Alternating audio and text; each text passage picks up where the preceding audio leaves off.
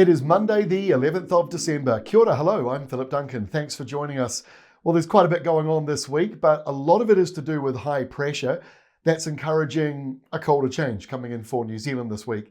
Let's have a look at the animated wind map. So this big block of high pressure out in the Tasman Sea, it is weakening the cyclone. Jasper's now category 1, but it is likely to gain a bit more strength as it moves into Cairns. We've got another video out today all about Cyclone Jasper.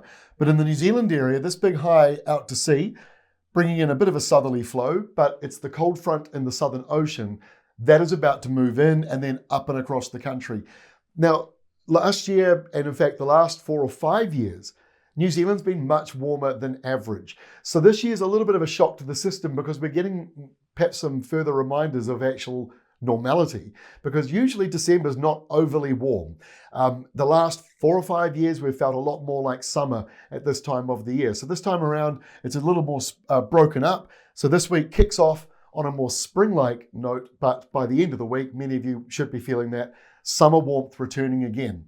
So here we are, lunchtime Tuesday, cold day across the country, even a dusting of snow up on the tops of the mountains and showers, cooler ones moving all the way up. The South Island, much cooler tomorrow than you were today.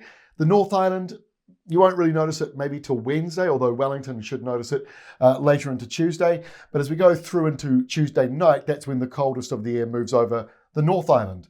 And we jump to Wednesday and there's basically no difference except for the dark blue line that indicates where the coldest of that airflow is. So it moves out over the Chatham Islands, and by lunchtime it's cleared off from Wellington and Waited Upper and Canterbury. So as you go through Wednesday afternoon, you'll notice a degree or so coming back into the temperatures. And if you track the origins of the winds now, they're sort of coming out of Australia. So that's the reason why end of Wednesday, just a very slight difference as we start to warm up a wee bit. And Thursday warms up even further. Mild winds out of Australia moving across the country. West to southwesterlies blowing, a couple of showers here and there. Eastern and northern areas of both islands are looking mostly dry. So as we move through towards the weekend, high pressure parked up here over the far north. Couple of showers possible on the west coast, caught up in that west to northwest flow, but it should be pretty mild.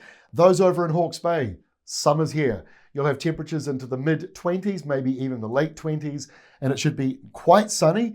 A few rain clouds over on the western side though, and the further south you go, the cloudier it gets. Might even be a few showers popping up around Dunedin.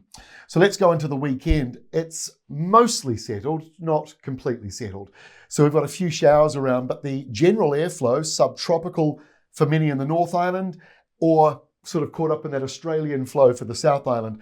So it shouldn't be too bad. There's a bit of an easterly coming in for Dunedin, maybe for Christchurch as well. That could produce a couple of afternoon showers that bubble up. And on Sunday, there is the next cold front trying to move in. The North Island still pretty much under that block of high pressure. So you've still got subtropical nor'westers.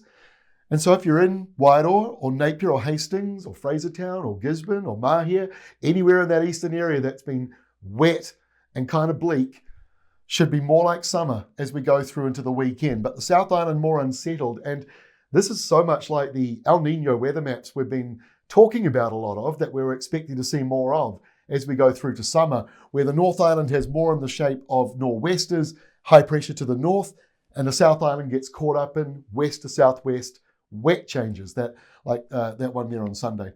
So by Monday, fairly settled around New Zealand. A couple of showers stuck in the middle here, nothing too much. High pressure pretty much dominating the weather map. So it's no wonder most places are going to be leaning a little drier than average for the next 7 days ahead. And because this is the 7-day forecast for you, which we do on Mondays now, here is the 7-day rainfall map. The North Island, the blue that you see in there, is at the very bottom of the scale. So you're talking about a few showers coming through, and that's about it. So you might see the shower icon sort of on a number of days, and your first thought is, when will the rain ever stop? But then you see the amount of rain falling, and you're like, it basically is stopping. It's just getting a few showers in there. Heaviest rain, 80 to 120 millimetres possible around the west coast, mostly around Hokitika up towards Greymouth, and fairly dry as well for the eastern side of the country. So it's still, to me, it's still a very much a spring weather pattern.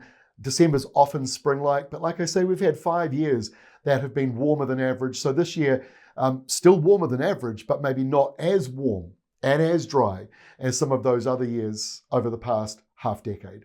That's all from me. We've got a video out today about the Cyclone Jasper. Look out for that one. And of course, tomorrow, our next 7-day Pacific Islands forecast, that'll be out as well. There's more energy up there this time around Samoa and Tonga. So we'll be keeping an eye on the next low that is trying to form.